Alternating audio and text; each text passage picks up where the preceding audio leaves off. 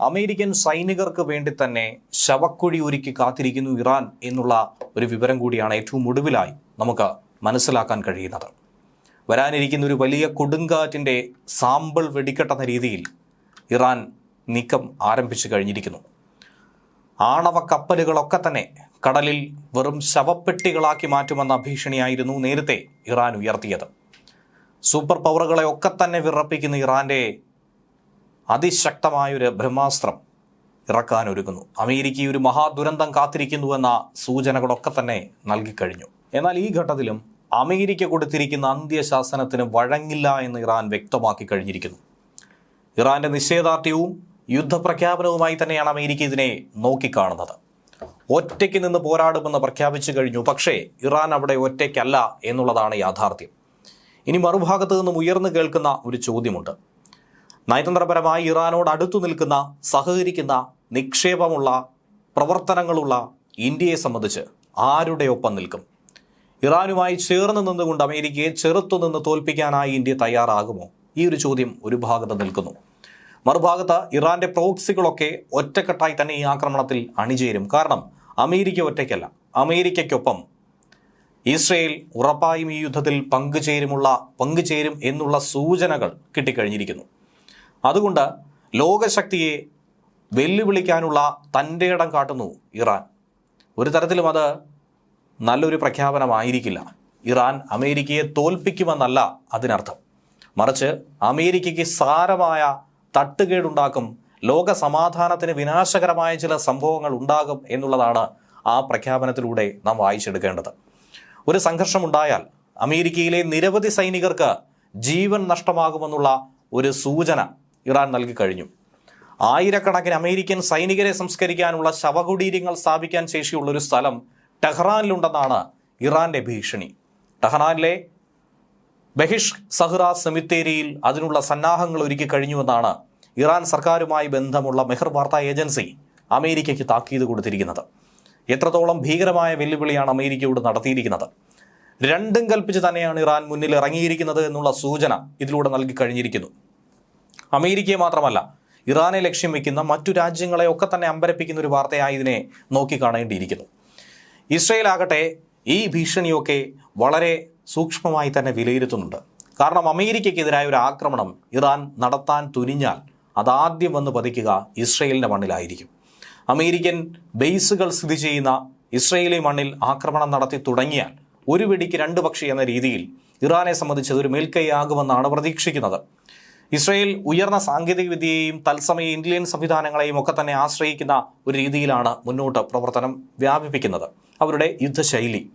Iran ആകട്ടെ rocket ബാരേജുകൾ, ഡ്രോണിൻ്റെ ഒരു വലിയ കൂട്ടങ്ങൾ, വിതരണ വികേന്ദ്രീകൃത ആയുധ വ്യവസായം എന്നിവ ഉപയോഗിച്ചുകൊണ്ട് ശക്തമായ സമ്മർദ്ദം സൃഷ്ടിച്ച് തന്നെയാണ് ആക്രമണം നടത്താൻ പോകുന്നത്. ഭൂമിശാസ്ത്രപരമായി ഇറാനെ സംബന്ധിച്ചുള്ള ചില നേട്ടങ്ങൾ കൂടി അതിലെടുത്ത് പറയേണ്ടതാണ്. ഹോർമുസ് കടലിടുക്കിൽ പോലും അമേരിക്കയെ ഞെരുക്കിക്കൊല്ലാൻ കഴിയുമെന്നാണ് ഇറാൻ വിശ്വസിക്കുന്നത്. ഭൂമിശാസ്ത്രവും പ്രാദേശിക നിയന്ത്രണവും ഒക്കെ തന്നെ ഇറാൻ തന്ത്രങ്ങൾക്ക് അനുകൂലമായി നിൽക്കുന്ന ഒരു സാഹചര്യം. ഈ ഘട്ടത്തിൽ അമേരിക്ക ഇറാനെ ആക്രമിച്ച് കഴിഞ്ഞാൽ എന്തായിരിക്കും സംഭവിക്കുക? ഏത് രാജ്യത്ത് തമ്പടിച്ചാണോ അമേരിക്കൻ സേന ആക്രമിക്കാൻ നോക്കുന്നത്? എന്തായിരുന്നാലും അത് ഇസ്രയേൽ തന്നെ ആയിരിക്കുമെന്ന സൂചന നൽകി കഴിഞ്ഞിരിക്കുന്നു.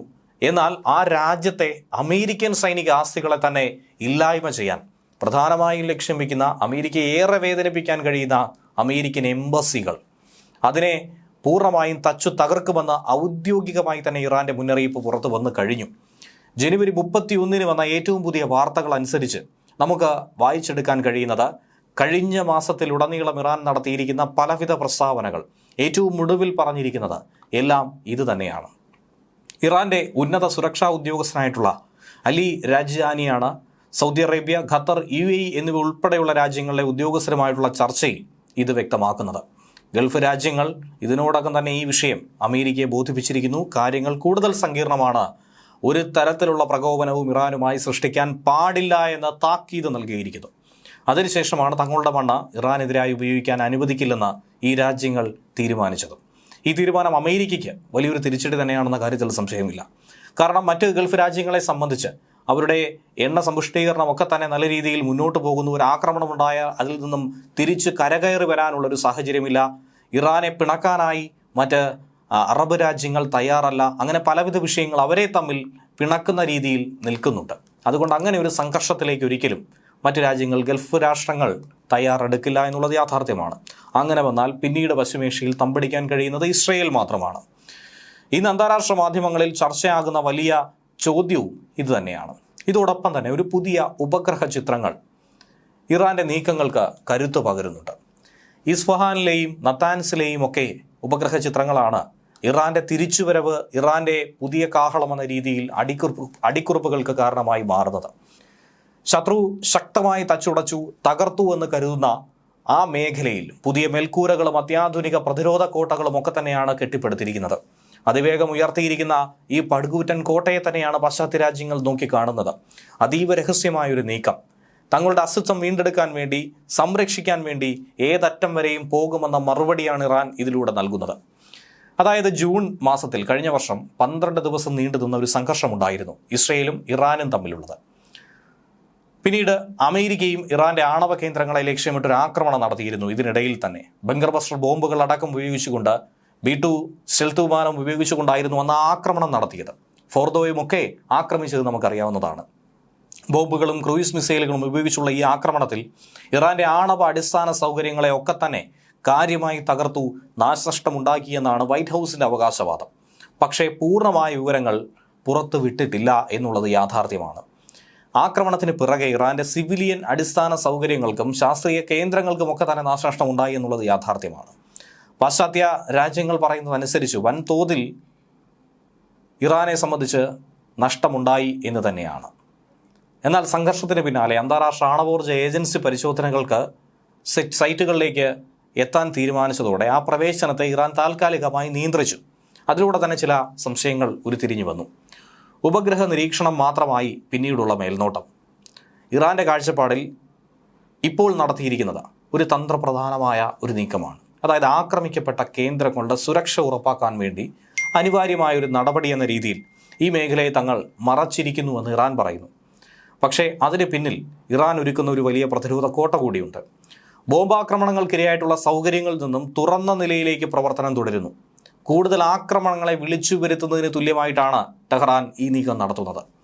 ഉപഗ്രഹ ചിത്രങ്ങൾ അനുസരിച്ച് പുതിയ മേൽക്കൂരകൾ, തകർന്ന കെട്ടിടങ്ങളൊക്കെ തന്നെ പുനർനിർമ്മിച്ചിരിക്കുന്നു. അവശിഷ്ടങ്ങളൊക്കെ അവിടെ നിന്ന് മാറ്റി സ്ഥാപിച്ചിരിക്കുന്നു. സുരക്ഷാ വിലയിരുത്തൽ നടപടികൾ നടത്തിയിരിക്കുന്നു. കൂടുതൽ കർശനമായ സുരക്ഷാ സംവിധാനങ്ങൾ ഏർപ്പെടുത്തിയിരിക്കുന്നു.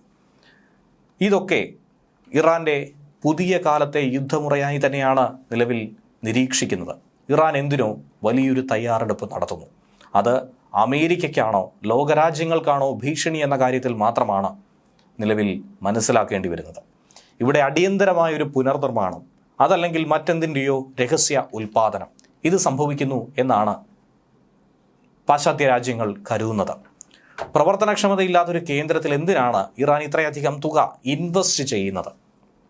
ആയുധപരമായ മുന്നേറ്റം അവിടെ നടക്കുന്നു എന്ന ആരോപണം തന്നെ യുക്തിരഹിതമാണെന്ന് ഇറാൻ പറയുമ്പോഴും അതിന് പിന്നിൽ മറ്റെന്തോ ഇല്ലേ? അങ്ങനെ ഒരു ചോദ്യമാണ് ഉയരുന്നത്.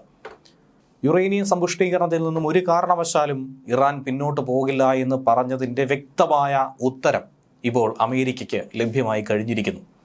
പൊതുമധ്യത്തിൽ തുറന്ന് സമ്മതിക്കുന്നില്ലെങ്കിൽ പോലും ആണവായുധങ്ങൾ വികസിപ്പിക്കാൻ തന്നെയാണ് ഇറാൻ തീരുമാനിച്ചിരിക്കുന്നത്. ഇറാൻ ഒരുപക്ഷെ അതിൻ്റെ അവസാന ഘട്ടത്തിലേക്ക് എത്തിയെന്ന വാർത്തകൾ നേരത്തെ പുറത്തു വന്നു. ഇനിയിപ്പോൾ വികസിപ്പിച്ചിട്ടുണ്ടോ എന്ന കാര്യത്തിൽ പോലും വ്യക്തതയില്ല.